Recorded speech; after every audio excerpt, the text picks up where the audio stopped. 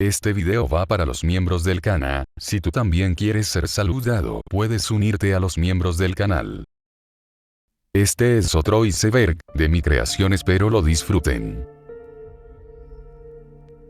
La superficie. Armas biológicas.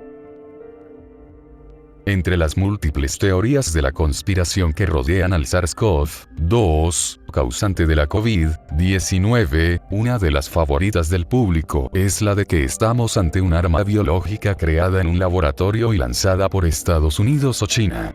Aunque la comunidad científica asegura que el origen del nuevo coronavirus solo puede ser natural, el bulo ha servido para sacar a escena un término que ha protagonizado sucesos de la historia para olvidar. Las armas biológicas. Llamamos arma biológica todo ser vivo, virus o cualquiera de sus productos tóxicos empleado con el fin de producir la muerte, incapacitar u ocasionar lesiones a seres humanos, animales o plantas. A lo largo de la historia, distintas potencias beligerantes han experimentado con ellas para el desarrollo de armamento debido, entre otros factores, a su bajo coste económico y su elevada capacidad destructiva en objetivos civiles y militares. Tanto la ONU como distintas convenciones internacionales, conscientes de la capacidad y la facilidad de destrucción de los mismos, han establecido convenios de regulación para evitar su uso y proliferación. Microorganismos y pestes históricas. Aunque Antoine van Leeuwenhoek ya observó microorganismos en 1665, no fue hasta 2 siglos más tarde cuando Louis Pasteur sentó las bases de la microbiología actual. Luego hubo que esperar al siglo XIX para que un médico alemán llamado Robert Koch estableciera la relación causa-efecto entre infección y microorganismo. Sin embargo, incluso antes de adquirir todo ese conocimiento, el ser humano ya era conocedor de los efectos nocivos de las enfermedades infecciosas, que recibían el nombre genérico de pestes. Grandes pestes o epidemias de la historia como la peste de Atenas, 430 a.C., la peste de Siracusa, 396 AC, la peste amarilla, 550 DC, o la gran epidemia de peste negra, 1347-1352 DC, mostraron a nuestros antepasados la tremenda fragilidad de la civilización. Pero además les permitieron aprender a emplearlas para su propio beneficio como agentes bélicos invisibles. La historia está repleta de ejemplos. Sin ir más lejos, en 1346 los cadáveres de los soldados mongoles de la Horda Dorada que murieron por la peste fueron lanzados con catapultas sobre la ciudad de Kaffa, la actual Feodosia, en Crimea, provocando un notable número de bajas. Se ha especulado que, entre otras, esta pudo ser una de las causas de la llegada de la peste negra a la Europa medieval. También existen registros de que durante la Guerra de los 100 años el ejército inglés lanzó animales en descomposición sobre distintas ciudades francesas, diezmando su población. La última referencia histórica sobre el uso de la peste como arma biológica data de 1710. Fue ese año cuando las tropas rusas atacaron la actual Tallin, entonces en poder de los suecos, arrojando cadáveres infectados sobre la ciudad. Un aliado más en las guerras del siglo XX. Durante la Primera Guerra Mundial, 1914-1918, se intensificó el desarrollo tanto de armas convencionales como biológicas, silenciosas pero igualmente efectivas. El gobierno alemán envió por valija diplomática de cartas contaminadas con Bacillus anthracis, agente causal del carbunco o anthrax, al personal civil dispuesto a cooperar en Finlandia, Rumanía, Estados Unidos y Argentina. Aunque la iniciativa más importante la tuvo el médico Anton Dilger, 1884-1918. Este espía del Tercer Reich creó un laboratorio clandestino en su casa destinado a producir cantidades ingentes de Burkholderia mayei y de B. anthracis. Con estas bacterias pretendía contagiar animales en los puertos, y así, en el caso de que Estados Unidos enviase equinos a Francia o Reino Unido, llegarían infectados con alguno de estos microorganismos. Paradójicamente, Dilger se encontraba en 1918 en Madrid y murió víctima de la gripe española. Al terminar la Gran Guerra y constatar los efectos devastadores tanto de las armas químicas como de las biológicas, se firmó el Protocolo de Ginebra de 1925, que fue ratificado por la Liga de Naciones en 1929, precursora de las Naciones Unidas. Este protocolo fue firmado en primer lugar por Francia en 1926 y luego ha sido ratificado por hasta las 138 naciones actuales. A pesar del protocolo, cuando el ejército imperial japonés, 1867-1945, creó en 1931 el Departamento de Purificación de Aguas y Prevención de Epidemias, conocida como Unidad 731, lo que en realidad hizo fue poner en marcha la equivalente japonesa de la Schutzstaffel nazi, donde desarrolló experimentos con agentes biológicos en seres humanos. En cuanto a Estados Unidos, su programa de armas biológicas arrancó de forma oficial en 1943 bajo el gobierno de Franklin D. Roosevelt. El programa biológico norteamericano, dirigido durante décadas por el microbiólogo William C. Patrick, tomó como sede las instalaciones de Fort Detrick, Maryland, donde se realizaron importantes investigaciones sobre guerra biológica. William C. Patrick declaró a los medios de comunicación que a lo largo de sus 27 años de trabajo se habían conseguido obtener armas biológicas con al menos 7 agentes. Estos no fueron los únicos países en el siglo XX que desarrollaron investigaciones en esta línea. También lo hizo el Reino Unido durante la Segunda Guerra Mundial en la base militar de Porton Down, o la antigua URSS, con la creación de 52 centros para producir los virus de viruela, rabia y la bacteria Salmonella typhi durante la Guerra Fría, 1945-1985. E incluso Canadá, que puso en marcha un programa tanto defensivo como ofensivo de guerra biológica a mediados de siglo. Convenios internacionales ante la amenaza. Como ya se ha indicado, el Protocolo de Ginebra de 1925 inició la regularización de la producción y uso de las armas biológicas. Luego, en 1972, fue ampliado con la Convención sobre Armas Biológicas y Toxicológicas, CAPT. Más adelante, en el año 1991, la Oficina de Asuntos de Desarme de las Naciones Unidas estableció un grupo de trabajo para abordar el tema, VEREX. Y en 2004 el Consejo de Seguridad de Naciones Unidas estableció la Resolución 1540, que emite informes anuales sobre el seguimiento internacional del uso y fabricación de agentes biológicos como armas de destrucción masiva. En el ámbito biológico es difícil trazar una línea divisoria entre la investigación y el desarrollo. Un país puede desarrollar agentes bélicos en instalaciones destinadas a la investigación. Sin embargo, es evidente que la defensa contra las armas biológicas es una prioridad que debería preocupar a todos los países. Debajo de la superficie. Coronavirus. ¿Cuál es el origen del coronavirus? Pues entre la marea de bulos que ha traído la pandemia de coronavirus, uno de los más mencionados es el de su presunta creación artificial en un laboratorio. El efecto de esta gran mentira es tal que los científicos de todo el mundo han decidido estudiar sus genes para comprobar si, efectivamente, cabe esa posibilidad. Lo que han descubierto es que una máquina de contagio tan perfecta está muy lejos del alcance de la creación artificial. Ni forma parte de un experimento del gobierno estadounidense, ni es un arma biológica manipulada genéticamente en un laboratorio para acabar con la humanidad. El coronavirus de Wuhan, el virus que provoca el COVID-19, lo creó la naturaleza. Así lo ha ratificado una investigación publicada el pasado martes en la revista Nature, que trata de evaluar el posible origen de este virus, cuyas características solo puede explicar la selección natural. El miedo y la incertidumbre, sumados a la ingente cantidad de información que circula estos días acerca del virus, han ido generando un caldo de cultivo propicio para la creación de suposiciones, conjeturas y teorías conspirativas. Como ya ocurrió con la epidemia del Zika en España, hay quien piensa que puede tratarse de un arma biológica diseñada para acabar con cierto porcentaje de la población. Según esta teoría, el virus habría sido inventado en el Centro de Control y Prevención de Enfermedades de Wuhan, WHCDC, de forma premeditada. El objetivo, según esta teoría, sería reducir la población de ancianos en el país o equilibrar el porcentaje entre hombres y mujeres. Hay una tercera línea que apunta a una propagación accidental del virus. Así lo afirmaba un artículo de Technocracy News. Cada vez está más claro que el coronavirus es un arma biológica lanzada a propósito o accidentalmente.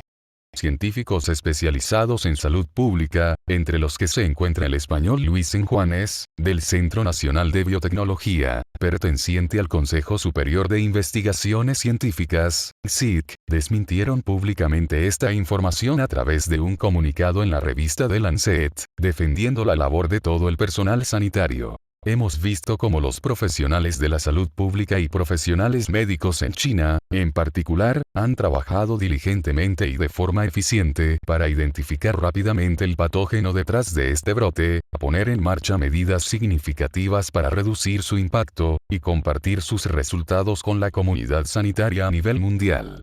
A través de este manifiesto condenan enérgicamente las teorías de conspiración que sugieren que el COVID-19 no tiene un origen natural. Científicos de múltiples países han analizado genomas de la gente causal y los resultados concluyen, de forma abrumadora, que el origen está en la vida silvestre. El Foro Científico Virological también recoge otro estudio que demuestra, desde un punto de vista genético, que este virus no fue creado por humanos. Los organismos de poder también se sitúan en el foco de algunas de estas suposiciones. En varias se acusa a Donald Trump de orquestar un plan para dañar la estructura de China como potencia mundial. Hay otras que establecen una conexión entre este virus, la red 5G y una de las teorías conspirativas más recurrentes en los últimos tiempos. Los denominados chemtrails, estelas que dejan los aviones y con las que, supuestamente, rociarían con agentes químicos a la humanidad. Este polvo inteligente habría servido para controlar remotamente el virus mediante la tecnología 5G, después de que fuese implantado en la población china a través de vacunas obligatorias. Esta suposición, compartida en redes sociales como Facebook, sostiene que Wuhan, foco del primer brote de la enfermedad, fue la primera ciudad china en lanzar 5G. Sin embargo, fueron 16 las ciudades chinas que implantaron esta tecnología a la vez en fase de prueba, según la información de varios medios asiáticos recogida por el portal Full Fact, encargado de desmentir bulos y noticias falsas. La hipótesis asegura, además, que esta tecnología debilita el sistema inmunológico y hace que sus habitantes sean más propensos a contagiarse. De momento, no hay ninguna prueba que corrobore los efectos perjudiciales del 5G.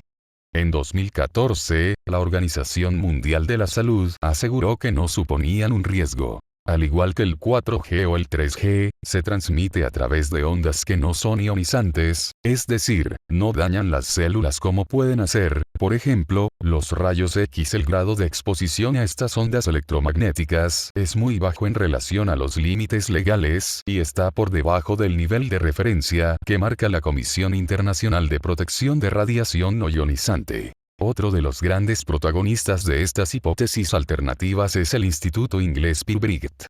Numerosas informaciones y cadenas de WhatsApp le sitúan como el creador de esta enfermedad. Es cierto que en 2015 el organismo registró una patente que procedía del virus de la gripe aviar, un coronavirus que afecta a las aves de corral. Incluso se ha especulado sobre si Bill Gates podría ser el propietario de dicha patente. El instituto se apresuró a corregir esta información, asegurando que solo trabaja con animales y no con humanos. La inviabilidad de esta teoría tiene que ver también con el tiempo. En más de una ocasión la OMS ha aclarado que fue a finales de 2019 cuando se descubrió la cepa del actual brote, 2019, nCoV, en Wuhan. Por lo tanto, esta patente no es la misma que la del COVID-19. La Organización Mundial de la Salud, OMS, advertía recientemente de los peligros de lo que denomina infodemia, una corriente de desinformación que se está propagando más rápido incluso que el propio virus. A través de un tuit, el organismo pedía la colaboración de gobiernos, ciudadanos y medios de comunicación, personas influyentes y las comunidades a la hora de prevenir y detener el estigma. Todos debemos ser cuidadosos con nuestras intenciones y reflexivos cuando comunicamos en las redes sociales y otras plataformas, mostrando comportamientos de apoyo sobre el COVID-19. Influenza. La gripe estacional es una enfermedad vírica conocida y temida. Algunas de sus cepas han provocado terribles pandemias. La más notable, la conocida como gripe española en 1918, causó la muerte de más de 40 millones de personas. El agente causante fue el tipo H1N1 del virus de la gripe. Al desencadenar una incontrolada tormenta de citoquinas, condujo al descontrol del sistema inmunológico y a una inflamación y daño pulmonar irreversible. La pandemia reveló que las enfermedades infecciosas eran un problema que debía abordarse a nivel poblacional. Durante los años posteriores muchos países cambiaron su estrategia de salud pública. Por un lado, optaron por adoptar el concepto de medicina socializada. Por otro, reforzaron los sistemas de vigilancia y de atención médica. El dramático descenso poblacional se vio compensado en los años siguientes por el efecto baby boom. Alentado por las estrategias de gobiernos de numerosos países, impulsó la natalidad y las características familias numerosas de mediados del siglo XX. El virus del mosaico del tabaco y el desarrollo de la virología. En 1882, el alemán Adolf Mayer describió por primera vez la enfermedad del mosaico del tabaco. Al mismo tiempo, en San Petersburgo, también Dmitri Ivanovsky estudiaba la patología. Ivanovsky demostró que el agente que la causaba pasaba por un filtro esterilizante, sin advertir que había descubierto un nuevo tipo de agente infeccioso, los virus. El virus del mosaico del tabaco permitió el desarrollo de la virología. También contribuyó significativamente a la comprensión de la naturaleza genética del ARN, el código genético y al avance de la biología molecular y al entendimiento de las propiedades físico-químicas y antigénicas de las macromoléculas. Virus de inmunodeficiencia humana y SIDA. La primera gran pandemia mediática. A finales del siglo XX, el virus de la inmunodeficiencia humana, VI, tuvo un impacto devastador en los ámbitos social, económico, sanitario y demográfico del planeta, convirtiéndose en la primera gran pandemia a la que se ha enfrentado la sociedad tecnológicamente avanzada. En sus últimos estadios es habitual que se dé alguna de las más de 20 infecciones oportunistas o de cánceres relacionados con el contagio del virus. Llegado ese momento, se aplica que la persona sufre el síndrome de la inmunodeficiencia adquirida, SIDA. Hasta la fecha, se estima que han fallecido más de 35 millones de personas por causas relacionadas con el SIDA. Entre ellas, celebridades como Freddie Mercury, Rock Hudson o Anthony Perkins, que ayudaron a visibilizar la enfermedad. La presencia del virus cambió el mundo, modificando las costumbres, el comportamiento, los hábitos sanitarios, el consumo de drogas, los métodos de prevención, las prácticas de atención médica y las relaciones sexuales de millones de personas. La gripe española. La gripe española mató entre 1918 y 1920 a más de 40 millones de personas en todo el mundo. Se desconoce la cifra exacta de la pandemia, que es considerada la más devastadora de la historia. Un siglo después aún no se sabe cuál fue el origen de esta epidemia que no entendía de fronteras ni de clases sociales. Aunque algunos investigadores afirman que empezó en Francia en 1916 o en China en 1917, muchos estudios sitúan los primeros casos en la base militar de Fort Riley, el 4 de marzo de 1918. Tras registrarse los primeros casos en Europa, la gripe pasó a España. Un país neutral en la guerra mundial que no censuró la publicación de los informes sobre la enfermedad y sus consecuencias a diferencia de los otros países centrados en el conflicto bélico. Ser el único país que se hizo eco del problema provocó que la epidemia se conociese como la gripe española.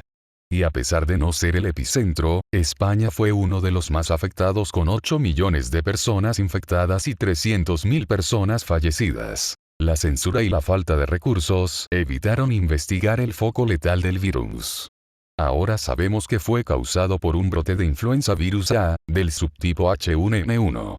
A diferencia de otros virus que afectan básicamente a niños y ancianos, muchas de sus víctimas fueron jóvenes y adultos saludables entre 20 y 40 años, una franja de edad que probablemente no estuvo expuesta al virus durante su niñez y no contaba con inmunidad natural. Fiebre elevada, dolor de oídos, cansancio corporal, diarreas y vómitos ocasionales eran los síntomas propios de esta enfermedad. La mayoría de las personas que fallecieron durante la pandemia sucumbieron a una neumonía bacteriana secundaria, ya que no había antibióticos disponibles. Sin embargo, un grupo murió rápidamente después de la aparición de los primeros síntomas, a menudo con hemorragia pulmonar aguda masiva o con edema pulmonar, y con frecuencia en menos de 5 días. En los cientos de autopsias realizadas en el año 1918 los hallazgos patológicos primarios se limitaban al árbol respiratorio, por lo que los resultados se centraban en la insuficiencia respiratoria, sin evidenciar la circulación de un virus. Al no haber protocolos sanitarios que seguir, los pacientes se agolpaban en espacios reducidos y sin ventilación, y los cuerpos en las morgues y los cementerios.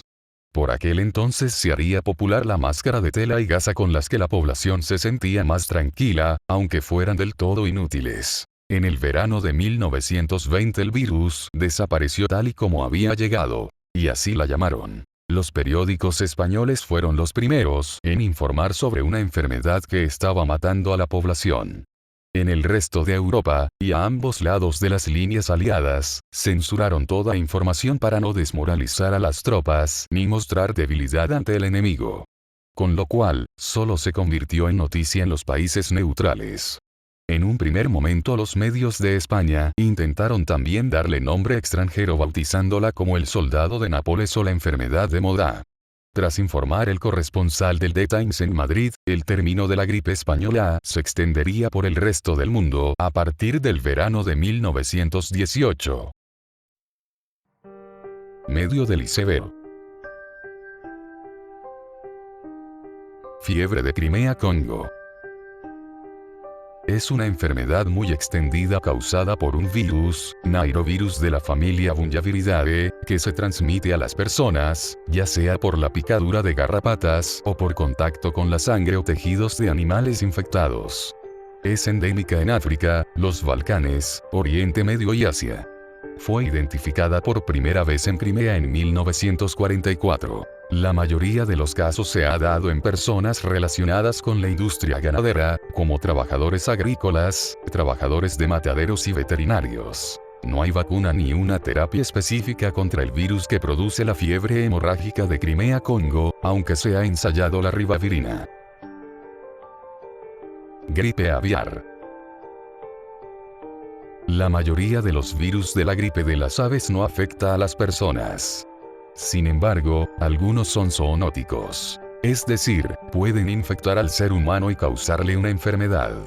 El ejemplo más conocido son los virus de la gripe aviar de las cepas H5N1 y H7N9 que han infectado a cientos de personas y generado numerosas muertes. En 1997 se notificaron los primeros casos de personas afectadas por el virus H5N1 tras un brote en aves de corral en Hong Kong. Esta epidemia hizo que se sacrificara a todos los pollos de la isla, considerados el origen del problema. Desde entonces, este virus ha sido detectado en pollos y gansos en más de 50 países de África, Asia, Europa y Oriente Medio. En 6 es endémico: Bangladesh, China, Egipto, India, Indonesia y Vietnam. Mientras que los casos de infecciones en personas por el virus H7N9 se reportaron por primera vez en China en marzo de 2013. A partir de esa fecha han ocurrido epidemias anuales de infecciones esporádicas por este virus. Unas 1.565 personas fueron infectadas por el virus H7N9 entre el 2013 y 2017. El 39% murió. La mayoría había estado en contacto directo con aves de corral infectadas u objetos contaminados por sus heces. Se han usado algunos antivíricos, oseltamivir, zanamivir, para actuar contra el virus de la gripe aviar y mejorar las posibilidades de supervivencia de las personas. Sin embargo, hay estudios que revelan resistencia a los Eltamivir. MERS-CoV. El coronavirus causante del síndrome respiratorio de Oriente Medio, MERS-CoV, por sus siglas en inglés, se originó en Arabia Saudita en 2012. Desde entonces, la mayoría de los casos reportados se concentra en la península arábiga, pero un brote en Corea del Sur ocurrido en 2018 por un caso importado confirmó el potencial pandémico del virus. El MERS-CoV es transmitido por los camellos a las personas. El virus puede propagarse entre personas que tienen estrecho contacto, como ocurrió con los trabajadores de salud que atendieron a pacientes infectados. Los síntomas incluyen fiebre, tos y diarrea. La neumonía es frecuente. Sin embargo, hay algunos casos asintomáticos. Hasta la fecha no hay vacunas ni terapias específicas. Solo se puede administrar un tratamiento de apoyo basado en el estado del paciente. Cómo la fiebre amarilla interrumpió la construcción del Canal de Panamá. La fiebre amarilla es una enfermedad vírica aguda y hemorrágica, ocasionada por arbovirus del género Flavivirus y transmitida por mosquitos infectados de los géneros Aedes y Haemococcus. A finales del siglo XIX, la enfermedad obstaculizó las obras del Canal de Panamá. Dado que los trabajadores enfermaban o abandonaran el puesto por temor al contagio, su construcción se retrasó 33 años. De hecho, la fiebre amarilla, la malaria y una desastrosa gestión provocaron el abandono del proyecto y el final del canal francés.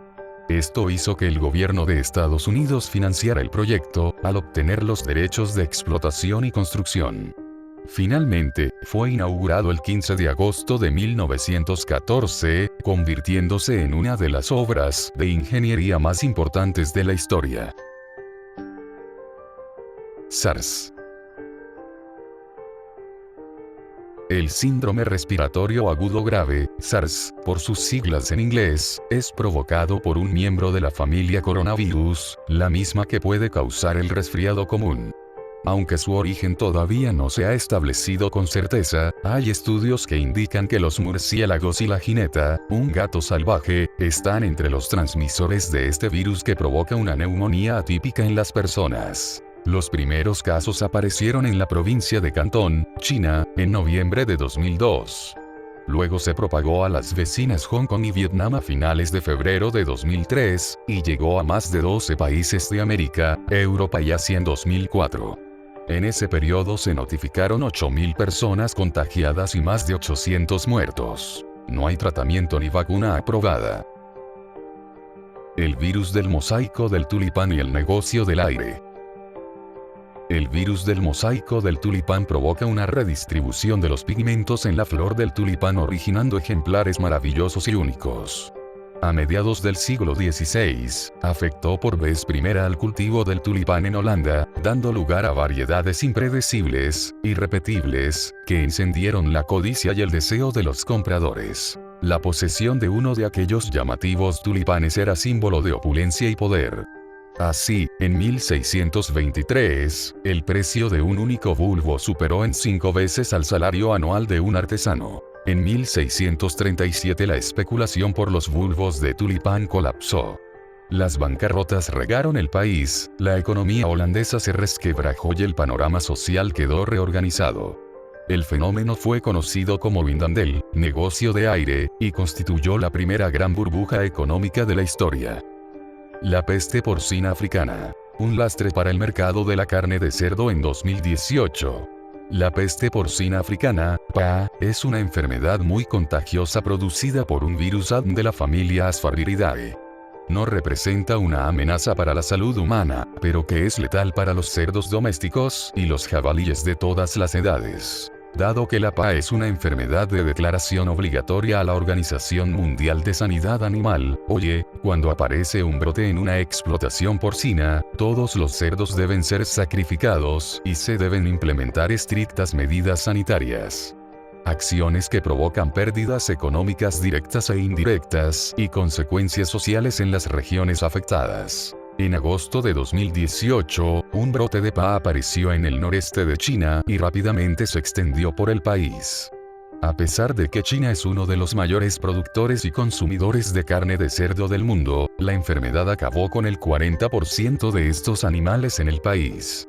Cientos de millones de animales murieron o tuvieron que ser sacrificados. El resultado fue una escasez crónica de carne de cerdo y un aumento vertiginoso de los precios.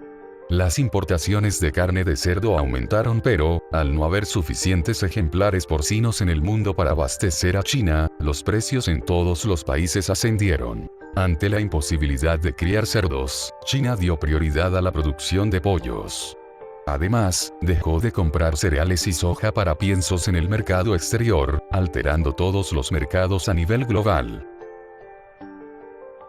El adenovirus humano tipo 12.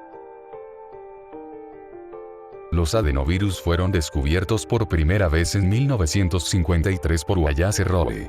Se aislaron de un cultivo de células de tejido adenoide, de ahí el apellido de Adenoviridae. Se trata de virus de tamaño pequeño que incluyen 7 especies de adenovirus humanos, DAG, y 57 serotipos inmunológicamente distintos. En 1962, John Trentin y sus colegas descubrieron que, en condiciones de laboratorio, el virus causaba cáncer en crías de hámster. Esta fue la primera demostración de actividad oncogénica causada por un virus humano. Los adenovirus han ayudado a los científicos en el estudio de las funciones de los genes. También a comprender el empalme del ARN mensajero, la poliadenilación alternativa, los potenciadores y la inactivación de proteínas de los genes supresores de tumores. El fondo. Peste neumónica. ¿Qué es la peste? Una peste es una enfermedad infecciosa poco común de los animales y del hombre provocada por la bacteria Yersinia pestis, y pestis. Y. pestis está presente en los roedores salvajes y sus pulgas en varias zonas de todo el mundo, incluyendo la mayor parte de la región occidental de Estados Unidos. Esta enfermedad se puede tratar con antibióticos. Tipos de peste. La peste se puede transmitir y provocar enfermedades en una o varias de las siguientes formas. Cuando la bacteria Y. pestis se introduce en el cuerpo a través de la picadura de una pulga infectada o a través de un corte o abrasión en la piel, la enfermedad resultante se denomina peste bubónica. Los bubones son nódulos linfáticos inflamados que causan dolor. La peste bubónica es la forma más común de la enfermedad y, si no se trata, puede transformarse en peste septicémica, vea a continuación. Cuando la bacteria Y. pestis se acumula en el flujo sanguíneo, se produce un shock séptico y la enfermedad resultante se denomina peste septicémica. Cuando se inhala la bacteria Y. pestis, la bacteria se aloja en los pulmones y la enfermedad resultante se denomina peste neumónica. La peste neumónica es especialmente preocupante porque se puede contagiar de persona a persona. ¿Cómo se contagia la peste neumónica? ¿Cuáles son sus síntomas? La peste neumónica se produce cuando se inhala la bacteria Y. pestis. La enfermedad se puede contagiar a través del contacto de persona a persona, cuando la persona infectada tose o estornuda. Dado que la bacteria ingresa al cuerpo al ser inhalada, la peste neumónica se puede contagiar intencionalmente si la bacteria se coloca en un aerosol. Los síntomas de la peste neumónica comienzan de 1 a 4 días después de la exposición a la bacteria. Los síntomas incluyen fiebre, dolor de cabeza, decaimiento y tos con sangre o esputo, debido a la infección en los pulmones, neumonía. La neumonía se agrava rápidamente y, si no se la trata a la brevedad, puede ser fatal. Medidas preventivas. Si tiene alguno de esos síntomas, consulte a un médico a la brevedad posible. Si piensa que puede haber estado expuesto de forma intencional a la peste neumónica, debe ponerse en contacto con los funcionarios policiales de inmediato. No hay ninguna vacuna contra la peste neumónica. Los antibióticos se usan para prevenir la enfermedad en aquellas personas que han estado expuestas a la peste neumónica. Tratamiento para la peste neumónica. El tratamiento temprano con los antibióticos correspondientes es esencial porque si la peste no se trata, especialmente la forma neumónica, casi siempre es fatal. Debe tomar antibióticos para prevenir o tratar la peste solo bajo indicación de su médico o del departamento de salud local. Carbunco. Es una enfermedad infecciosa causada por una bacteria llamada Bacillus anthracis. La infección en los humanos compromete con mayor frecuencia la piel, el tracto gastrointestinal o los pulmones. Causas. El carbunco afecta comúnmente a los animales con pezuñas, como las ovejas, el ganado y las cabras. Los humanos que entren en contacto con animales infectados también pueden contraer esta enfermedad. Hay 3 rutas principales de la infección con carbunco: la piel, cutánea, los pulmones, inhalación, y la boca, gastrointestinal. El carbunco cutáneo ocurre cuando las esporas entran al cuerpo a través de una cortadura o una raspadura en la piel. Es el tipo más común de infección por carbunco. El riesgo principal es el contacto con pieles o pelos, productos óseos y lana, o con animales infectados. Las personas que están en mayor riesgo de contraer el carbunco cutáneo incluyen los granjeros, los veterinarios, los curtidores y las personas que trabajan con lana. El carbunco por inhalación se presenta cuando las esporas de carbunco penetran en los pulmones a través de las vías respiratorias. Se contrae con mayor frecuencia cuando los trabajadores inhalan esporas de carbunco transmitidas a través del aire durante procesos como el curtido de pieles y el procesamiento de la lana. Inhalar las esporas significa que una persona ha estado expuesta al carbunco, pero no significa que tendrá los síntomas. Las esporas bacterianas tienen que germinar o retoñar, de la misma manera como una semilla retoña antes de que una planta crezca, antes de que la enfermedad real ocurra. El proceso por lo regular tarda de 1 a 6 días. Una vez que las esporas germinan, liberan varias sustancias tóxicas. Estas sustancias causan sangrado interno, hinchazón y muerte del tejido. El carbunco gastrointestinal ocurre cuando alguien ingiere carne contaminada con carbunco. La inyección de carbunco puede ocurrir en una persona que se inyecte heroína. El carbunco puede ser utilizado como arma biológica o para bioterrorismo. Botulismo. Los alimentos en conserva envasados en la casa son una forma excelente de preservar las frutas y verduras de la huerta y compartirlas con familiares y amigos. Pero puede ser riesgoso o incluso mortal si no se hace de manera correcta y segura. Estamos en verano y es hora de cosechar las deliciosas frutas y verduras que ha estado cultivando. Tal vez esté pensando hacer alimentos en conserva envasados en la casa para preservar sus tesoros de la huerta. Pero tenga cuidado. Si no se hace de la manera apropiada, las frutas y verduras envasadas, así como otros alimentos, como las carnes y los mariscos o pescados, podrían causarle botulismo. ¿Qué es el botulismo? El botulismo es una enfermedad rara, pero potencialmente mortal causada por un veneno producido más comúnmente por un microbio llamado Clostridium botulinum. El microbio se encuentra en la tierra y puede sobrevivir, multiplicarse y producir una toxina en ciertas condiciones, como cuando los alimentos no son envasados de forma adecuada. La toxina puede afectar sus nervios, paralizarlo e incluso causarle la muerte. No se puede ver, oler o sentir el gusto de la toxina botulínica, pero probar incluso una pequeña cantidad de alimentos con esta toxina puede ser mortal. ¿Cuáles son los síntomas del botulismo? El botulismo es una emergencia médica. Si usted o alguien que conoce tiene síntomas de botulismo transmitido por los alimentos, vaya al médico o a la sala de emergencias de inmediato. Entre los síntomas pueden estar los siguientes: visión doble, visión borrosa, párpados caídos, dificultad para hablar, dificultad para tragar, la lengua se siente gruesa, sequedad en la boca, debilidad muscular. Fiebre hemorrágica. Los pacientes que padecen la fiebre hemorrágica argentina están infectados por el virus Juni. Durante la enfermedad, los afectados sufren, a menudo, conjuntivitis, sepsis y sangrado de la piel. Lo más peligroso: los síntomas no son específicos y, por tanto, raras veces es reconocida por los infectados. La fiebre hemorrágica argentina, FA, es una enfermedad viral aguda grave, producida por el virus Junín, miembro de la familia Arenaviridae, género Arenavirus del Nuevo Mundo, complejo T-Caribe, el cual fue aislado en 1958. Es transmitida por el contacto directo con roedores o inhalación de excretas de roedores infectados. Está limitada a las provincias de Buenos Aires, Córdoba, Santa Fe, Entre Ríos y de La Pampa, en Argentina.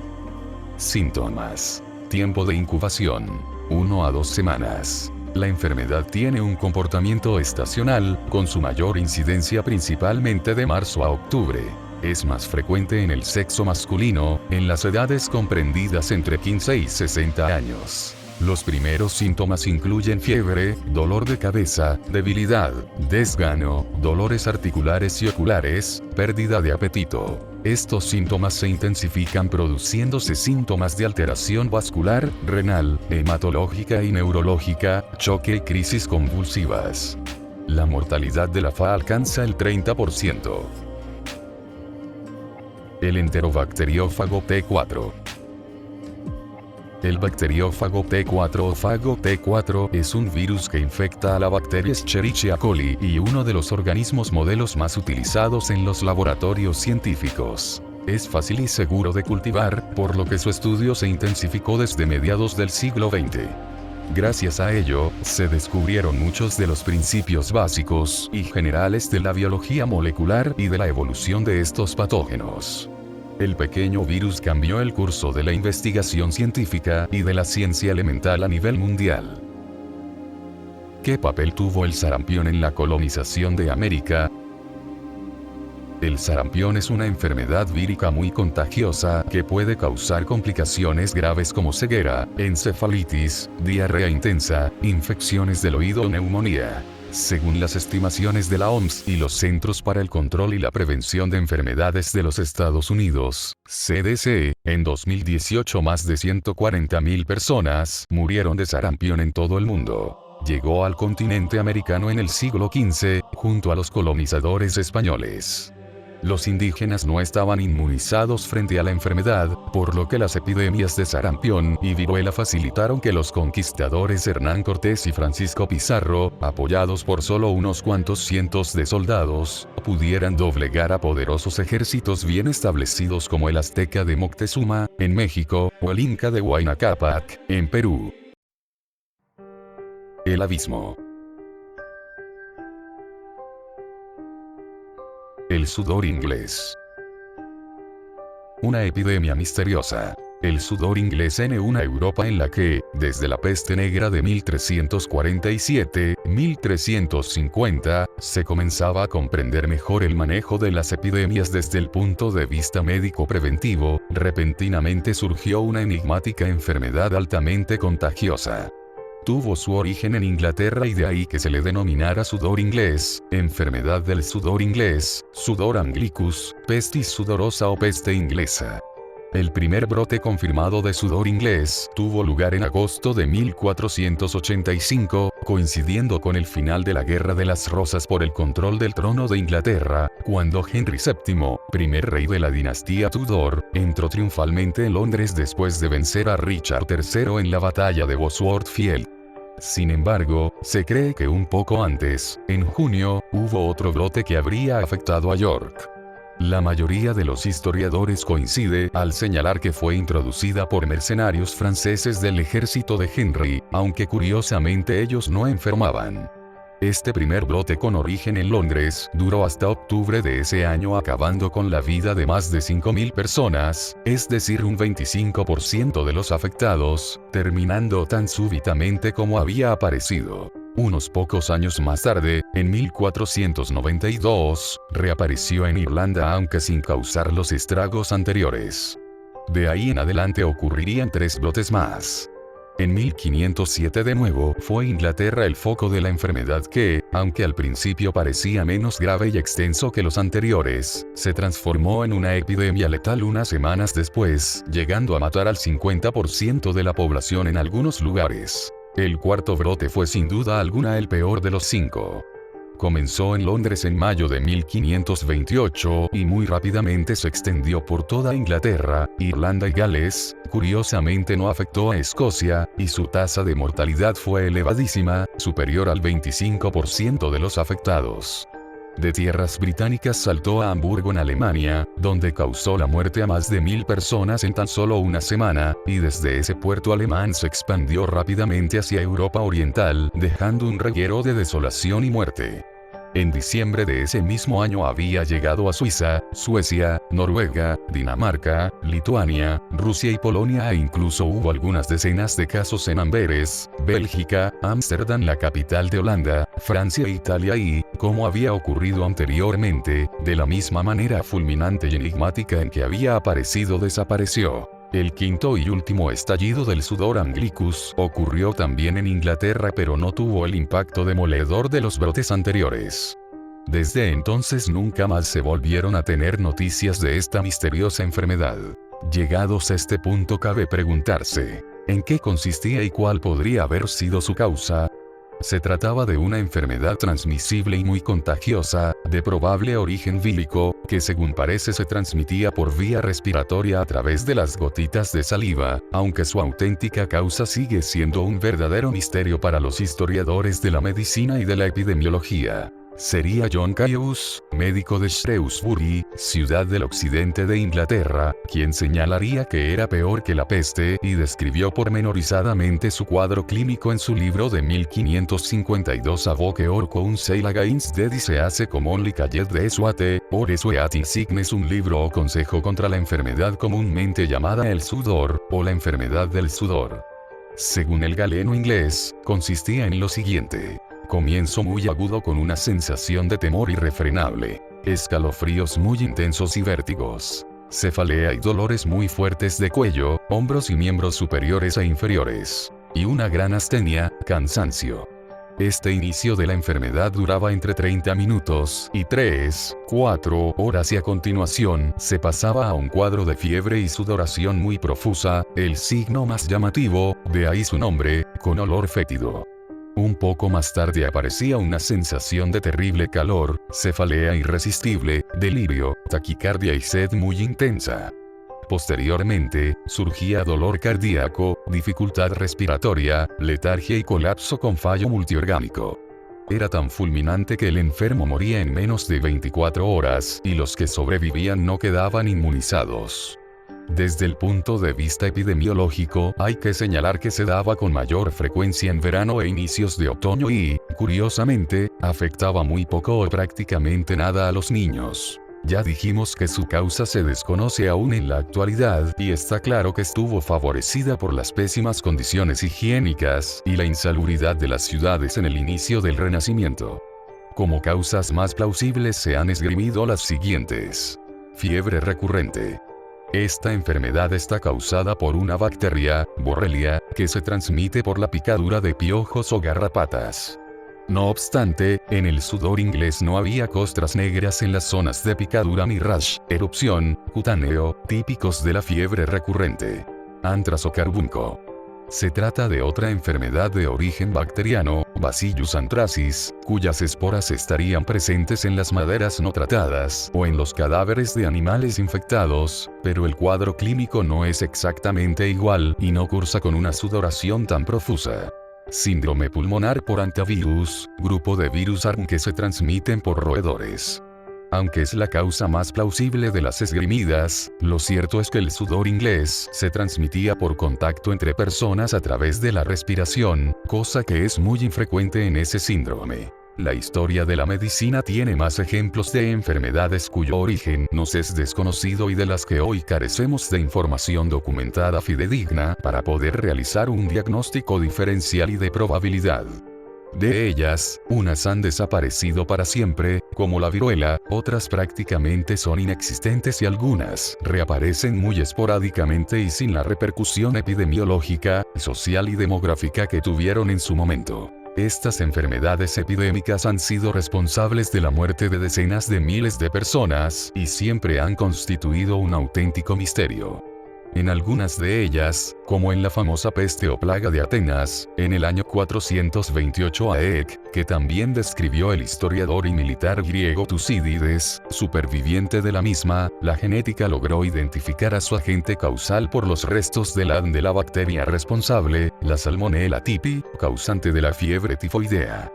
Pero una historia muy diferente sucede cuando su agente es un virus ARN por su inestabilidad y fácil destrucción al poco tiempo del fallecimiento de la víctima. Por ello, en estos últimos casos y de momento solo nos podemos basar en las fuentes literarias y la documentación médica, pero ello, precisamente, es lo que hace que estas epidemias sigan constituyendo un reto apasionante para los investigadores de la historia natural y la evolución de las enfermedades humanas. Fiebre de Marburgo. Esta enfermedad se identificó por vez primera en 1967 tras dos brotes simultáneos en Marburgo y Frankfurt, Alemania, y en Belgrado, Serbia. Su aparición se asoció a investigaciones de laboratorio con monos verdes africanos importados de Uganda. El virus lo transmiten los murciélagos de la fruta, Rhosetus aegyptiacus, a los seres humanos y se propaga de persona a persona por contacto directo con sangre o secreciones de los infectados. El virus de Marburgo causa una fiebre hemorrágica grave. Se han notificado brotes y casos esporádicos en Angola, Kenia, la República Democrática del Congo, Sudáfrica, en una persona que había viajado recientemente a Zimbabue, y Uganda entre 1980 y 2014. Su tratamiento está en desarrollo. Peste negra. La peste negra o muerte negra fue la pandemia de peste más devastadora de la historia de la humanidad, que afectó a Eurasia en el siglo XIV y que alcanzó un punto máximo entre 1347 y 1353. Es difícil conocer el número de fallecidos, pero modelos contemporáneos los calculan entre 80 a 200 millones en Eurasia y África del Norte. Habría provocado la muerte de entre el 30% y el 60% de la población de Europa, siendo un tercio una estimación muy optimista. La teoría aceptada sobre el origen de la peste explica que fue un brote causado por una variante de la bacteria Yersinia pestis. Es común que la palabra peste se utilice como sinónimo de muerte negra, aun cuando aquella deriva del latín pestis, es decir, enfermedad o epidemia, y no del agente patógeno. De acuerdo con el conocimiento contemporáneo, la pandemia irrumpió en primer lugar en Asia, para después llegar a Europa a través de las rutas comerciales. Introducida por marinos, la epidemia dio comienzo en Messina, actual Italia. Mientras que algunas áreas quedaron despobladas, otras estuvieron libres de la enfermedad o solo fueron ligeramente afectadas. En Florencia, solamente un quinto de sus pobladores sobrevivió. En el territorio actual de Alemania, se estima que 1 de cada 10 habitantes perdió la vida a causa de la peste negra. Hamburgo, Colonia y Bremen fueron las ciudades en donde una mayor proporción de la población murió. En cambio, el número de muertes en el este de Alemania fue mucho menor. Según las opiniones de la época, se habría tratado de un acto de Dios. Las consecuencias sociales de la muerte negra llegaron muy lejos. Rápidamente se acusó a los judíos como los causantes de la epidemia por medio de la intoxicación y el envenenamiento de pozos. En consecuencia, en muchos lugares de Europa se iniciaron pogromos judíos y una extinción local de comunidades judías. Aun cuando líderes espirituales o seculares trataron de impedir esta situación, la falta de autoridad debido a la agitación social, que a su vez era consecuencia de la gravedad de la epidemia, generalmente no les permitía a aquellos tener éxito. Antecedentes. Realmente, la peste negra no cuenta con antecedentes, debido a su carácter multicontinental. Griegos y romanos relataron infinidad de pestilencias, algunas de gran mortalidad o morbilidad, como la que debió asolar el norte de África hacia 125 AC. González Cravioto, 2003, p. 44, pero eran epidemias muy localizadas en una ciudad o región concretas. La peste negra fue un mal que atacó el norte de África, Asia, Oriente Medio y Europa, excepto Islandia y Finlandia, con una mortalidad no alcanzada después por las más graves epidemias como la viruela, diezmadora en América, o la pandemia de gripe de 1918. La situación política encontrada por el agente infeccioso fue de relativa estabilidad comparada con lo vivido siglos antes en Europa y en buena parte de Asia. Por una parte, las grandes migraciones con sus saqueos y ataques se habían detenido, los vikingos, vándalos, húngaros o árabes se asentaron en distintos territorios de una forma más o menos definitiva. 10 En Asia, el imperio mongol se había dividido en dos reinos que se despreciaban, indicando la poca cohesión interna según Solar, 2001, p. 52.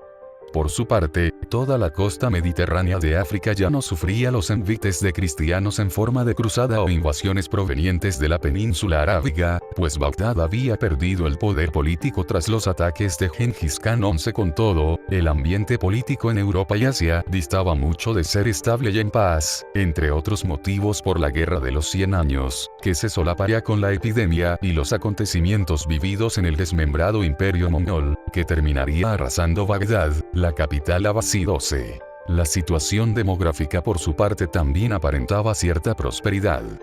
Tras vivir varios años de un clima benigno y buenas cosechas, la población en el viejo continente aumentó hasta los 80 millones de habitantes aproximadamente. A esto también contribuyeron las nuevas técnicas y artes agrarias. Walter Denley, 1971, indicaba varias como el empleo de caballos en lugar de bueyes. Nota 2. La utilización del arado con reja de hierro y la división de la tierra en 3 cultivos en lugar de 2, lo que se denomina cultivo de alternancia trienal. Nota 3. Sin embargo, esta situación tan benigna cambió en torno al 1300. Autores como Jacques Legoff, 2002, p. 264 y siguientes, indicaban que dicho modelo comenzó a presentar signos de agotamiento por la necesidad de más tierras y más caballos disponibles. Para lograr alimentar a toda la población, el cultivo trienal no lograba regenerar totalmente los campos. Tampoco el ganado tenía pastos suficientes, por lo que continuó la desforestación y la reducción de lugares para la caza con la subsiguiente reacción de nobles. Estos problemas convergieron o fueron causados por la conocida como Pequeña Edad de Hielo, según investigadores como Brian Murray Fagan, 2008, que debió comenzar hacia 1300, produciendo una disminución en las cosechas, con el consiguiente incremento de hambrunas o malnutrición. Por tanto, la epidemia encontró a 2 o más generaciones debilitadas desde la infancia por estos sucesos. La economía por su parte había recibido cierto empuje debido a las buenas producciones agrarias, a la reanudación constante de las caravanas comerciales por la ruta de la seda gracias al control territorial de los mongoles y, dato de gran importancia para la propagación de la enfermedad, la mejora de las técnicas de navegación y construcción de navíos, con las que poder transportar cargamentos de gran tamaño desde puertos en Mar Negro o el Mediterráneo hasta Barcelona, Marsella o las ciudades italianas. 10 Este aumento de la riqueza se puede constatar en las construcciones de importantes catedrales europeas cada vez más grandes y más altas. 14. En el aspecto social, la llamada época del gótico trajo el crecimiento de las ciudades respecto del campo, así como el progresivo desprecio a las personas que no vivían en ellas, como eran los buhoneros, los pastores trashumantes y los gitanos, que aparecen por primera vez en la historia de Occidente. Otro cambio importante en las consecuencias traídas por la peste fueron las costumbres de diferenciar a los grupos sociales por la indumentaria. Así la casada, la soltera y la barragana pasarían a vestir de forma diferente. También los cristianos de los judíos, para desgracia de estos últimos 10. Por lo que a la ciencia se refiere, realmente no existía como tal. La medicina poseía cierta independencia de la filosofía en cuanto a disciplina impartida en las universidades, pero era más empírica que científica y seguía influida en buena medida por los conocimientos aportados por otros autores griegos y latinos como Galeno de Pérgamo. El desarrollo se realizaba de una forma reflexiva, partiendo de los textos clásicos, y no científica, basada en la experimentación metodológica. 15. Por último, la religión seguía unificando a Europa bajo la Iglesia Católica, si bien existía cierta desafección debido al traslado de la corte papal a la ciudad francesa de Aviñón y al consentimiento de Clemente VI a la hora de perder su autonomía en aras de la seguridad brindada por el rey Felipe VI de Francia, como lo habían hecho los 3 pontífices anteriores en el papado de Aviñón. Por otra parte, muchos clérigos, obispos e incluso los propios papas eran dados a los placeres mundanos, poseer y pasearse con concubinas o aceptar la simonía. 16. La enfermedad. no termina de haber acuerdo entre los historiadores, médicos y biólogos sobre qué agente infeccioso causó la enfermedad, por lo tanto, no hay consenso si fue o no una variedad de la peste bubónica u otra enfermedad distinta, como el carbunco, la llamada peste negra. En aquel tiempo la medicina no estaba preparada, no ya para tratar la enfermedad, ni tan siquiera para investigarla, pese a los heroicos esfuerzos y sacrificios de personas como Juan Tomás Porcel. No obstante, la mayoría de variedades de Yersinia pestis se han encontrado en China, lo que sugiere que la epidemia podría haberse originado en esa región. 17. Síntomas y mortalidad.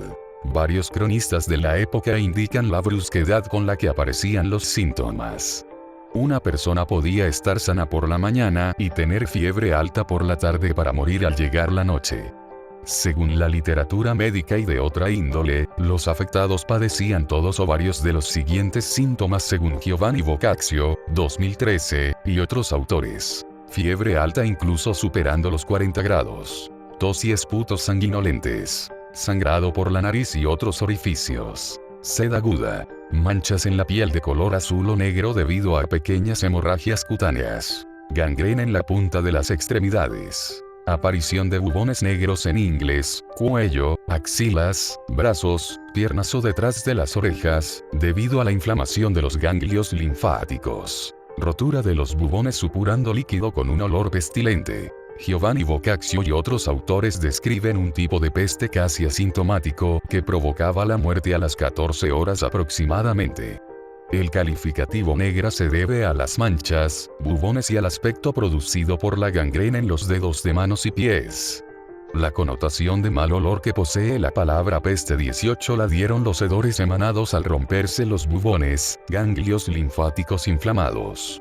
Según varios testimonios, el surgimiento de dichos bubones y de las manchas negras terminaba con la muerte del paciente en la inmensa mayoría de los casos.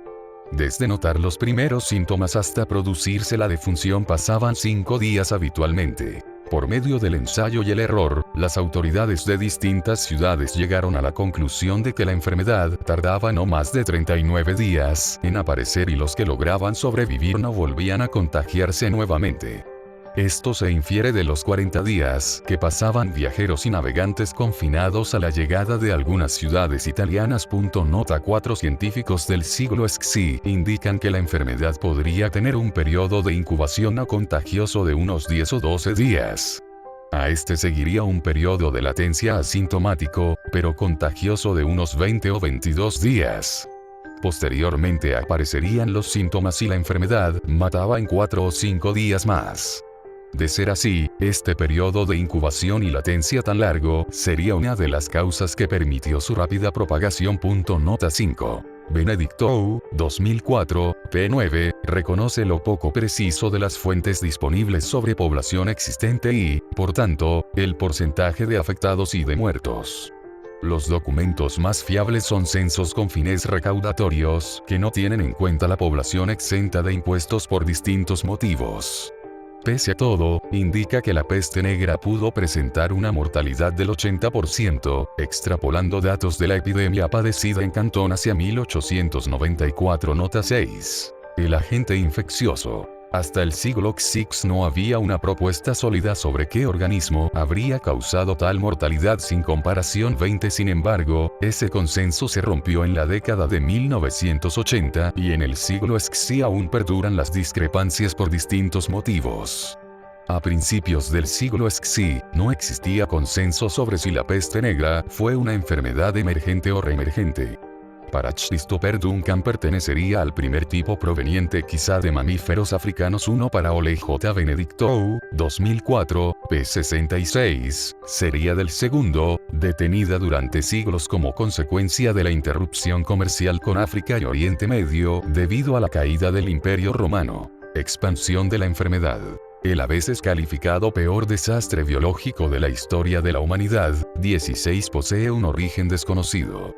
En India y China no hay datos de una epidemia especialmente relevante hacia el siglo XIV. En este último país la referencia más antigua data del siglo VI, pero como descripción sintomática, no epidémica, y en la gran enciclopedia de China no se menciona hasta la década de 1640, pese a que el INTU 1936, p. 47, atribuye un origen chino a la enfermedad hacia 1346.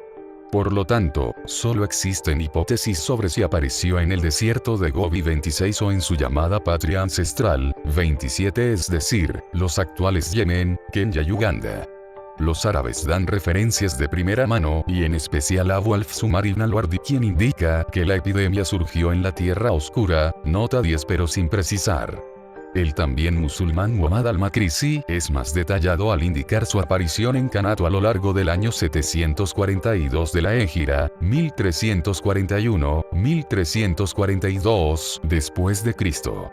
28 es Gabriele de Musis quien da un lugar exacto para constatar la propagación de la plaga cuando nombra la ciudad de Cafa como el primer foco y cuenta la historia según los ejércitos mongoles que asediaron el enclave genovés lanzando cadáveres infectados con catapultas dentro de la ciudad para propagar la enfermedad y acelerar su caída. 28 sí se tiene constancia de que la enfermedad salió en barco de dicha colonia genovesa en la península de Crimea en octubre de 1347 y llegó a Mesina a finales de dicho año 20. Algunos barcos no llevaban a nadie vivo cuando alcanzaban las costas. En 1347 sucedió una guerra entre el reino húngaro y el napolitano, puesto que el rey Luis I de Hungría reclamaba el trono luego del asesinato de su hermano Andrés, quien murió asesinado por su propia esposa, la reina Juana I de Nápoles. De esta manera, Luis condujo una campaña militar que coincidió con el estallido de la peste negra. Ante tanta muerte por la enfermedad, la campaña pronto tuvo que ser suspendida y los húngaros regresaron a casa, llevándose consigo varios de ellos la enfermedad, cobrando vidas, como la de la propia esposa del rey húngaro. Así, la peste se extendió desde Italia por Europa, afectando territorios de las actuales Francia, España, Inglaterra, en junio de 1348, y Bretaña, Alemania, Hungría, Escandinavia y finalmente el noroeste de Rusia. Se considera que fue la causa de la muerte del entonces rey de Castilla Alfonso XI durante el sitio a Gibraltar en 1350. Consecuencias. La información sobre la mortalidad varía ampliamente entre las fuentes, pero se estima que entre el 30% y el 60% de la población de Europa murió desde el comienzo del brote a la mitad del siglo XIV. Aproximadamente 25 millones de muertes tuvieron lugar solo en Europa junto a otros 40 a 60 millones en África y Asia. Algunas localidades fueron totalmente despobladas y los pocos supervivientes huyeron y extendieron la enfermedad aún más lejos. La gran pérdida de población trajo cambios económicos basados en el incremento de la movilidad social según la despoblación erosionaba las obligaciones de los campesinos, ya debilitadas, a permanecer en sus tierras tradicionales. La peste provocó una contracción del área cultivada en Europa, lo que hizo descender profundamente la producción agraria. Esta caída llegó a ser de un 40% en la zona norte de Italia, en el periodo comprendido entre 1340 y 1370-30. La repentina escasez de mano de obra barata proporcionó un gran incentivo para la innovación que ayudó a traer el fin de la Edad Media. Algunos argumentan que dio pie al Renacimiento, a pesar de que el Renacimiento ocurriera en algunas zonas, tales como Italia, antes que en otras. A causa de la despoblación, sin embargo, los europeos supervivientes llegaron a ser los mayores consumidores de carne para una civilización anterior a la agricultura industrial. La peste negra acabó con un tercio de la población de Europa y se repitió en sucesivas oleadas hasta 1490, llegando finalmente a matar a unos 200 millones de personas. Ninguno de los brotes posteriores alcanzó la gravedad de la epidemia de 1348.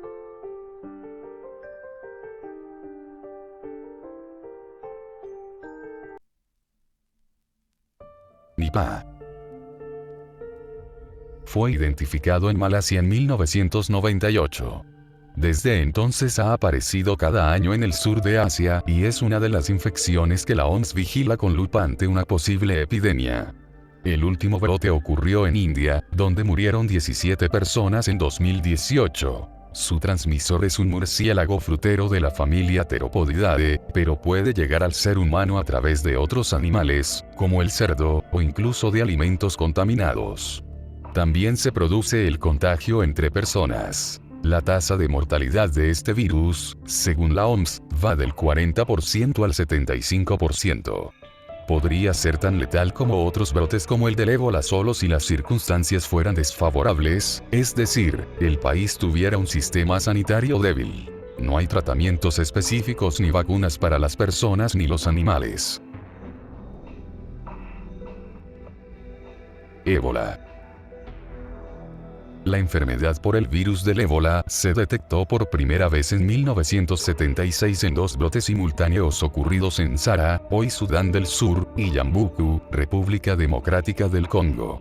Se considera que los transmisores de este virus son los murciélagos de la fruta, de la familia Theropodidae. Las personas pueden contraer el ébola por contacto directo con órganos, sangre, secreciones u otros líquidos corporales de animales infectados. El brote de ébola ocurrido entre 2014 y 2016 tuvo una consecuencia devastadora: 28.000 infectados y 11.300 personas muertas.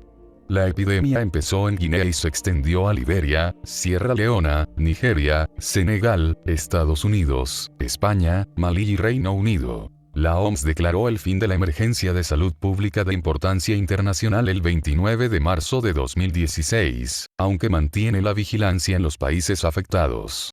Entre el 15 y el 21 de enero pasado, se notificaron 9 casos nuevos de ébola confirmados en el Congo. Todavía no hay ningún tratamiento aprobado que neutralice el virus de forma demostrada, pero están en fase de desarrollo 2 vacunas.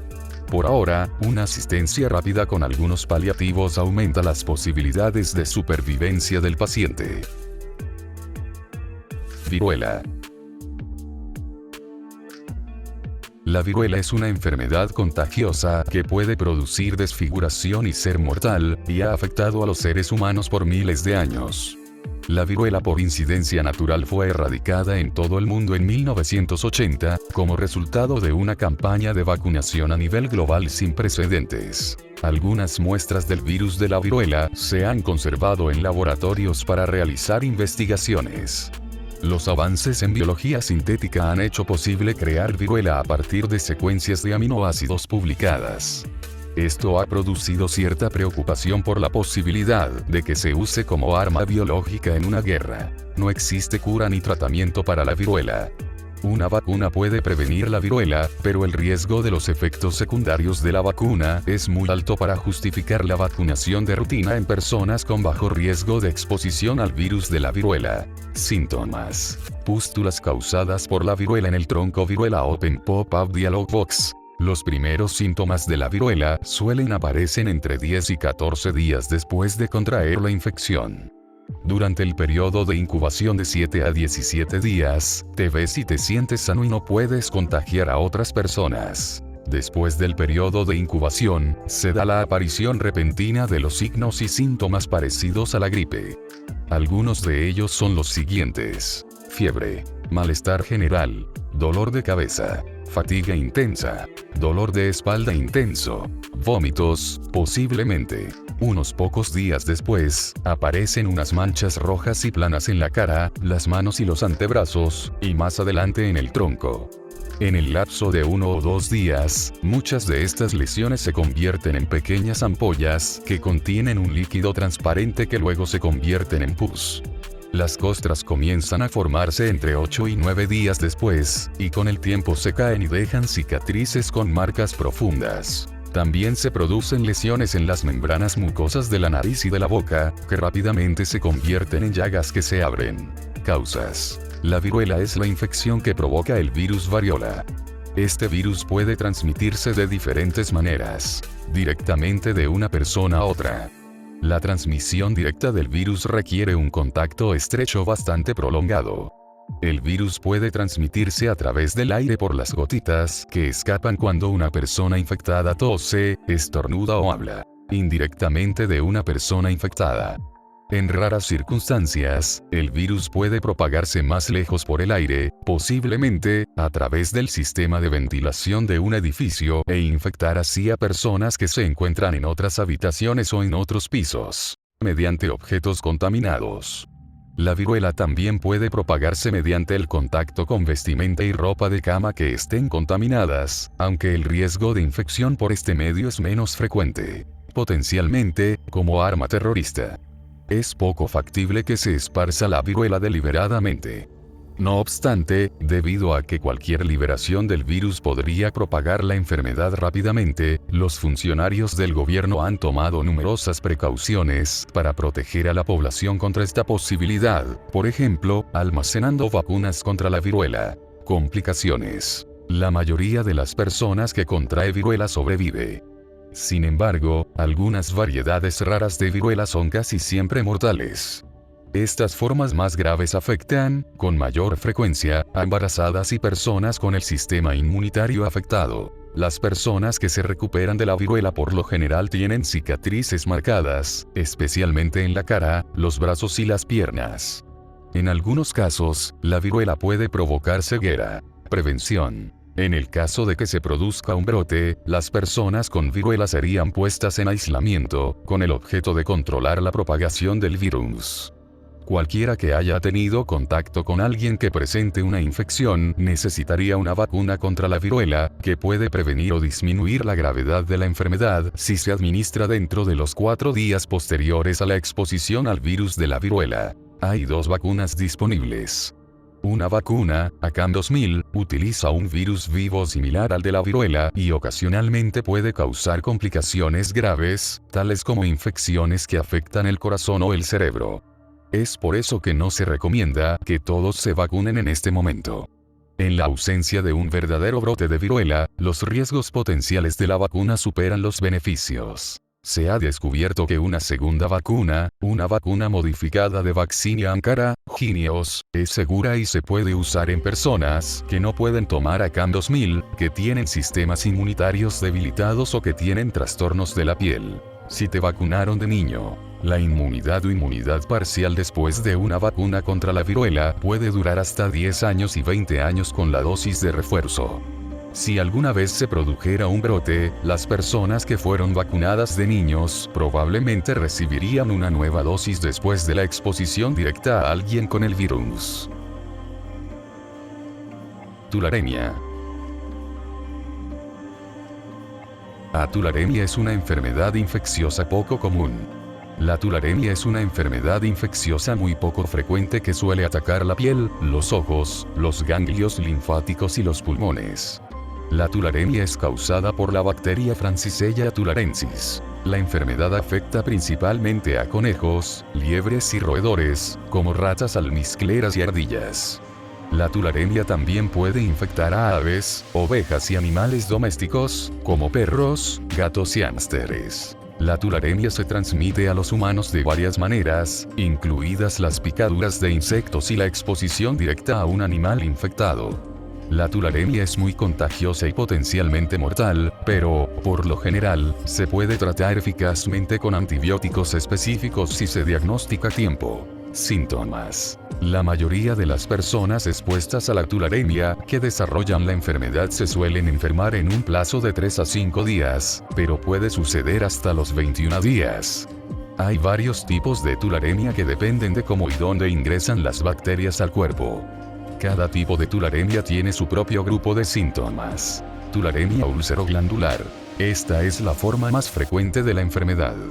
Los signos y síntomas incluyen los siguientes. Una úlcera en la piel que se forma en el lugar de la infección, usualmente, por la picadura de un insecto o en la mordedura de un animal. Ganglios linfáticos inflamados y doloridos. Fiebre. Escalofríos. Dolor de cabeza. Cansancio. Tularemia glandular. Las personas con tularemia glandular tienen los mismos signos y síntomas de la tularemia úlcero-glandular, pero sin úlceras en la piel. Tularemia oculoglandular. Esto afecta a los ojos y puede causar dolor ocular, enrojecimiento ocular, hinchazón y secreción ocular, úlcera en el interior del párpado, sensibilidad a la luz. Tularemia orofaríngea. Esta forma afecta la boca, la garganta y el tracto digestivo.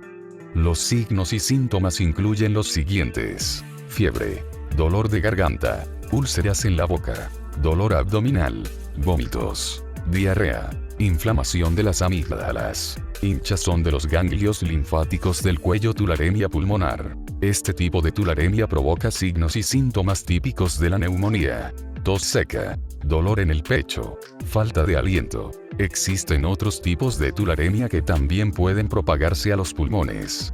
Tularemia tifoidea. Esta forma grave y poco frecuente de la enfermedad suele causar lo siguiente: fiebre alta y escalofríos, dolor muscular, dolor de garganta, vómitos y diarrea, agrandamiento del vaso, agrandamiento del hígado, neumonía. ¿Cuándo debes consultar con un médico? Si crees que puedes haber estado expuesto a la tularemia, consulta con un médico lo antes posible, sobre todo si te picó una garrapata o manipulaste un animal salvaje en una zona donde existe tularemia y manifestaste fiebre, úlceras de la piel o inflamación de glándulas. Causas. La tularemia no aparece naturalmente en los seres humanos y se desconoce que se transmita de persona a persona. Sin embargo, la tularemia se presenta en todo el mundo, especialmente en las zonas rurales, porque muchos mamíferos, aves e insectos están infectados con la bacteria Francisella tularensis. Este organismo puede vivir durante semanas en el suelo, el agua y los animales muertos. A diferencia de algunas enfermedades infecciosas que se transmiten de los animales a las personas de una sola forma, la tularemia tiene varios modos de transmisión. La forma en la que te contagias la enfermedad suele determinar el tipo y la gravedad de los síntomas. En general, la tularemia se contagia a través de lo siguiente: picaduras de insectos. Si bien una gran cantidad de insectos son portadores de tularemia, las garrapatas y las moscas del venado son los que más probabilidades tienen de transmitir la enfermedad a los seres humanos. Las picaduras de las garrapatas causan un gran porcentaje de casos de tularemia úlcero-glandular, exposición a animales muertos o enfermos. La tularemia úlcero-glandular también puede ser consecuencia de la manipulación o mordedura de un animal infectado, que la mayoría de las veces es un conejo o una liebre. Las bacterias ingresan a la piel a través de pequeños cortes y abrasiones o a través de una mordida, y se forma una úlcera en el lugar de la herida. La manifestación de la tularemia en los ojos puede producirse por frotarse los ojos después de tocar un animal infectado. Bacterias transmitidas por el aire.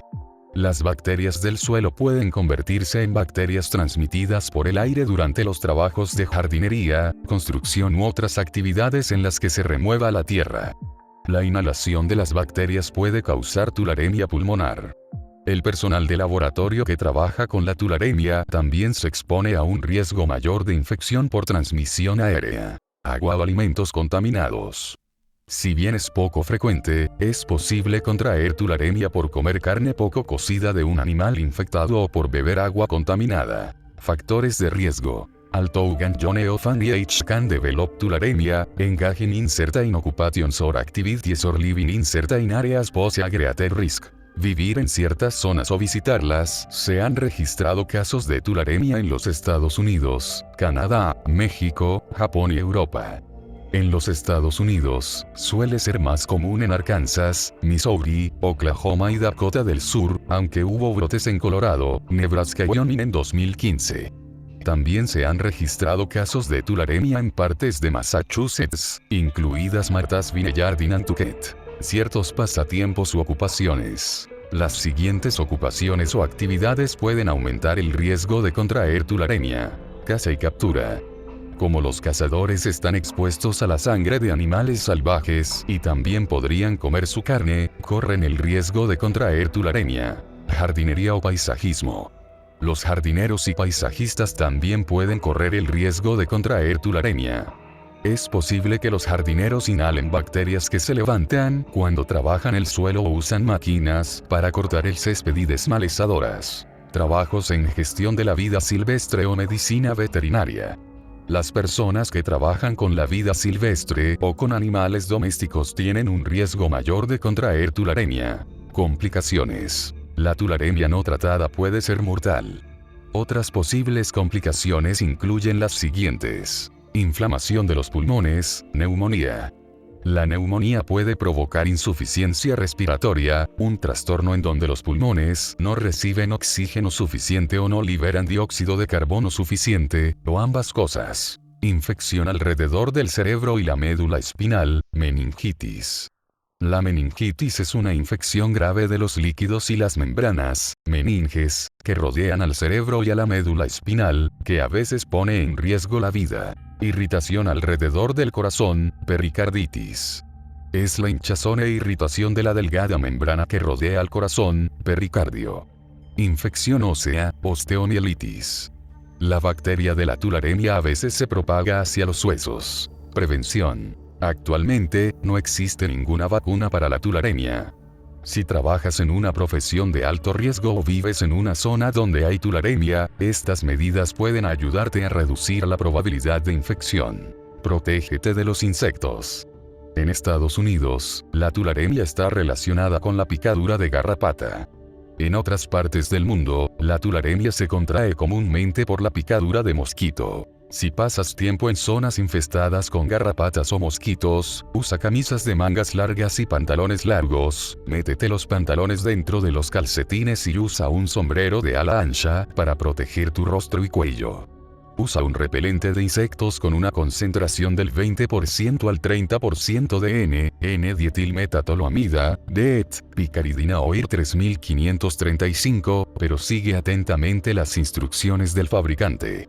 Aplica el repelente de insectos con moderación y lávate para quitártelo al final del día. Contrólate con regularidad en busca de garrapatas y quítalas de inmediato si las encuentras. También asegúrate de revisar a tus mascotas. Ten cuidado al realizar trabajos de jardinería. Los jardineros y paisajistas profesionales deben considerar el uso de una máscara facial al excavar el suelo, quitar la maleza o los matorrales o cortar el césped. Manipula los animales con cuidado.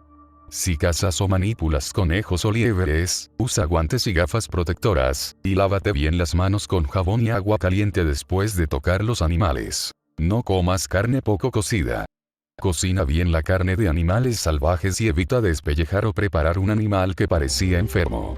El calor elimina las bacterias F. tularensis. Por lo tanto, cocina la carne a la temperatura correcta, centésimo sexagésimo F, 71,1 grados, como mínimo en el caso de la carne picada y la carne de animales salvajes, para que sea seguro comerla. Las aves de corral se deben cocinar a una temperatura de centésimo sexagésimo quinto F, 73,8 grados. Protege a tus mascotas. El ganado y las mascotas pueden contraer tularemia si comen una parte de un conejo afectado por la enfermedad o si los pica una garrapata infectada.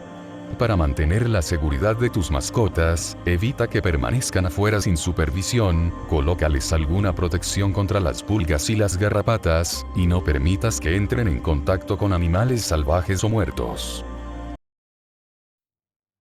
Lugar desconocido. Laboratorios epidemiológicos nivel 4. El nivel 4 de bioseguridad debe utilizarse para trabajar con microorganismos exóticos de alta peligrosidad, capaces de producir infecciones graves y hasta mortales en el personal del laboratorio. Para todas las actividades a este nivel, se requieren cabinas de seguridad biológica clase 3, prácticas microbiológicas rigurosas y un laboratorio con diseño especial, para evitar la diseminación de microorganismos en el medio ambiente. Nivel 4 de bioseguridad en los laboratorios microbiológicos. En vista de lo extenso y complejo de este capítulo, lo hemos dividido en dos partes para cubrir todos los aspectos relacionados con el mismo.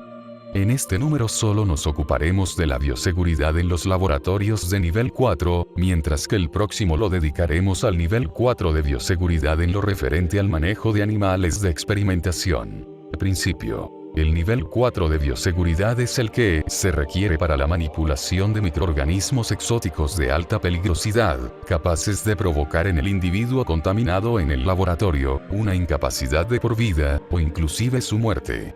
Es recomendable que ciertos agentes que presentan estrecha o incluso idéntica relación antigénica con los miembros de este nivel, sean manipulados bajo estos criterios, al menos mientras se logra suficiente información taxonómica como para ubicarlo en su nivel correspondiente.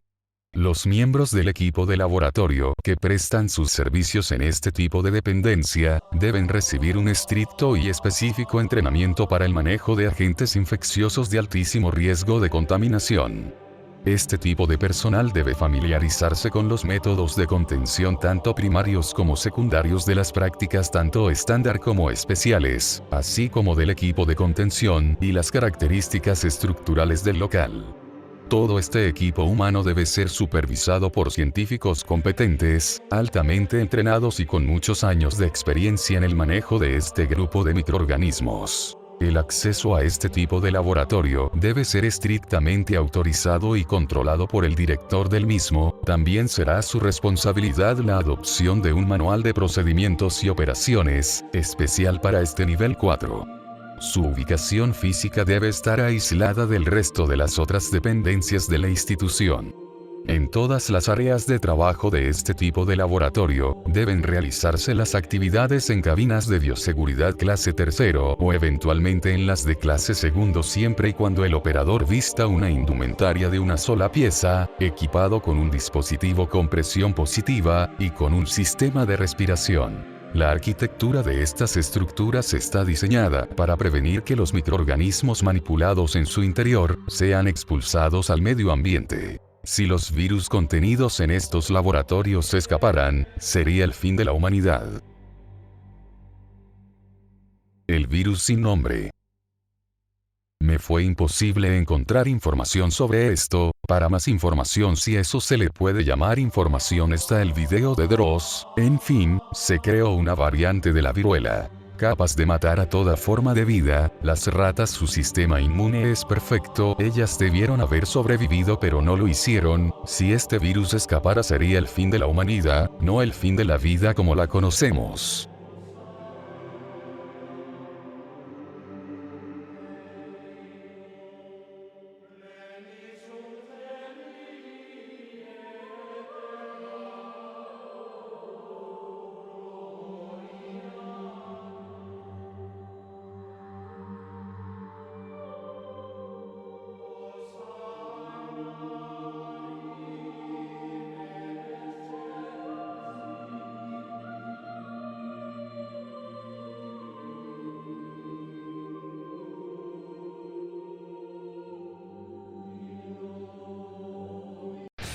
Esto ha sido todo, amigos. Muchas gracias por ver el video. Agradecería mucho que se suscriban, den like, comenten, compartan y que nos sigan en la página de Facebook. Eso me ayudaría mucho a seguir trayendo material más seguido.